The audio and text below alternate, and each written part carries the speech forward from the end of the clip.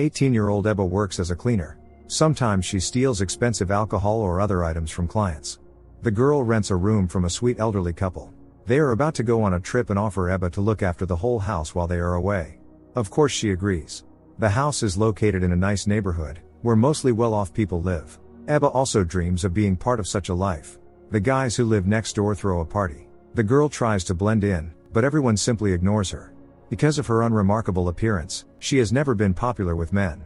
Ebba envies prettier, more vibrant girls, dreaming like in a fairy tale, of meeting a handsome prince who would worship her. The girl has no friends at all, so she talks to herself, imagining herself successful. She wishes she had wealthy parents, a big house and the chance to study at a university, instead of working as a cleaner for pennies.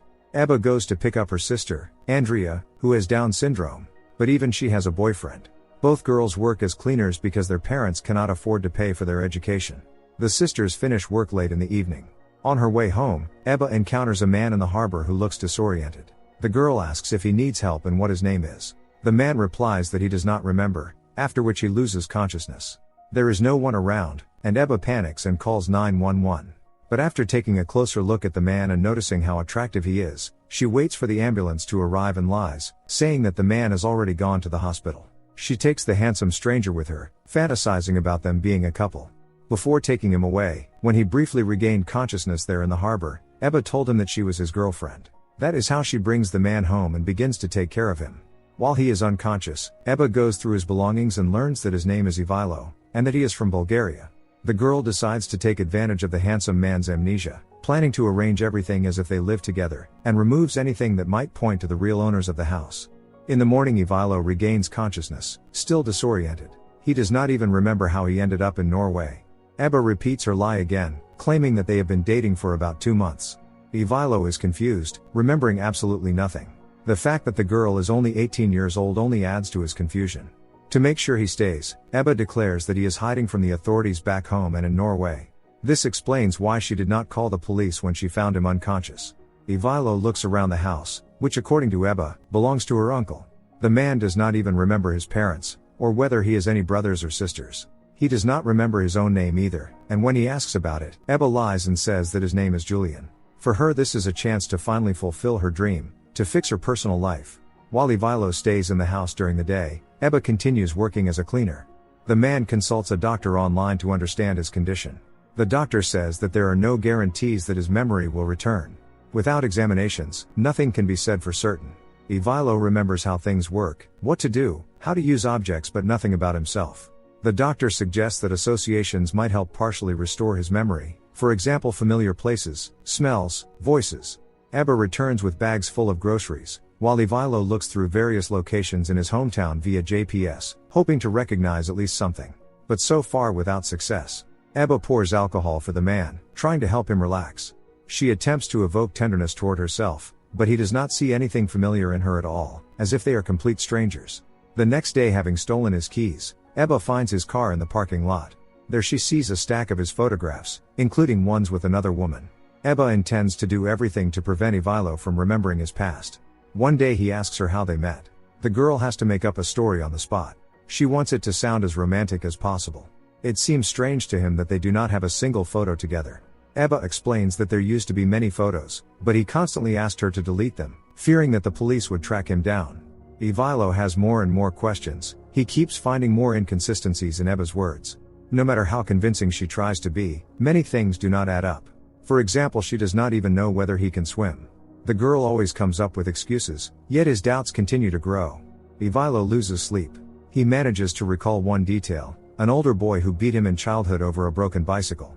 Maybe that boy was his brother? Earlier, Ebba had claimed that Ivilo had neither brothers nor sisters. She suggests that the boy might have been his cousin, or that they might not be related at all. Ivilo wants to find his car. Ebba lies, saying she does not know where the keys are. The man knows that this is not true. He tries to find a job, but without documents it is not so easy to get hired anywhere. Ebba throws Ivilo's ID and car keys into the water, so that nothing would point to his real identity. Meanwhile he takes on odd jobs as a gardener to earn at least some money. A woman named Nabok Vin, the wife of his employer, approaches Ivilo, and a brief conversation strikes up between them.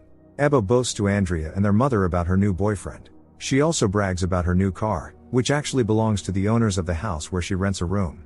This is exactly the life Ebba wanted, with a handsome boyfriend, with an expensive car, so that everyone would think she was successful. Ebba does not like seeing Ivilo talk to Nabok Vin. The girl takes all the money he has earned, justifying it by saying that she should not be the only one buying groceries and everything else. In reality, however, it is a way to keep complete control over him. Perhaps this is her only chance at personal happiness. They spend a lot of time together. Ebba knows that she will not be able to sustain her life forever, but she will definitely come up with something, anything, just to keep Ivilo by her side. Out of jealousy, Ebba returns to the house of the man who hired Ivilo to mow the lawn, and as if casually advises him to keep an eye on his wife and to take a closer look at the gardener.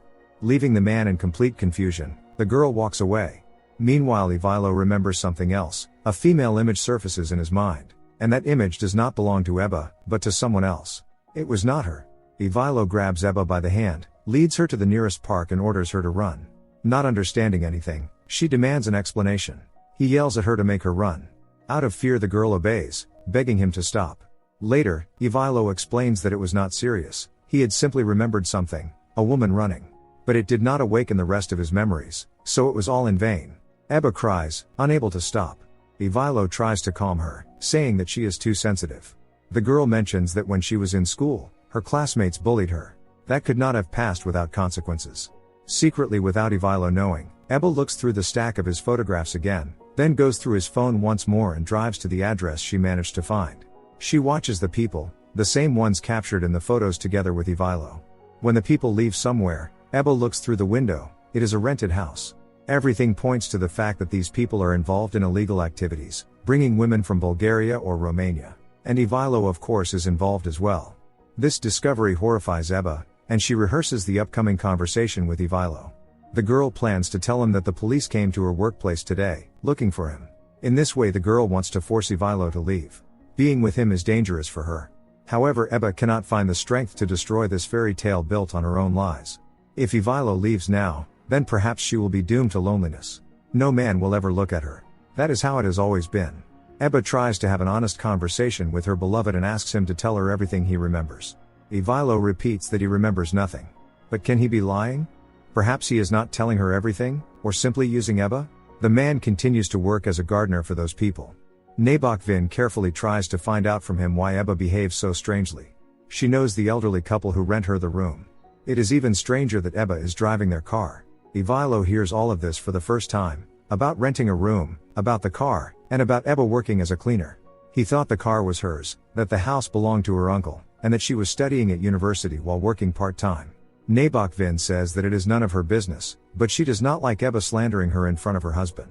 People like that have a rich imagination.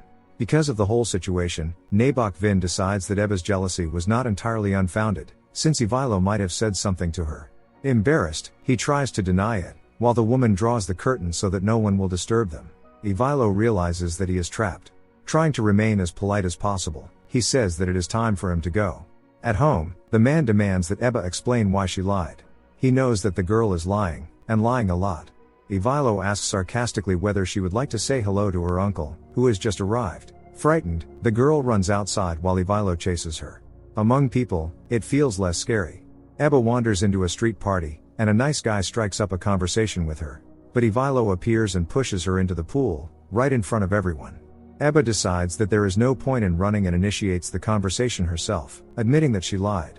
But that is not enough for Ivilo. He wants to know how it really was, from the very beginning. The girl says that she found him unconscious in the harbor and that they are not a couple. They were not even acquainted. Ebba also tells Ivilo his real name.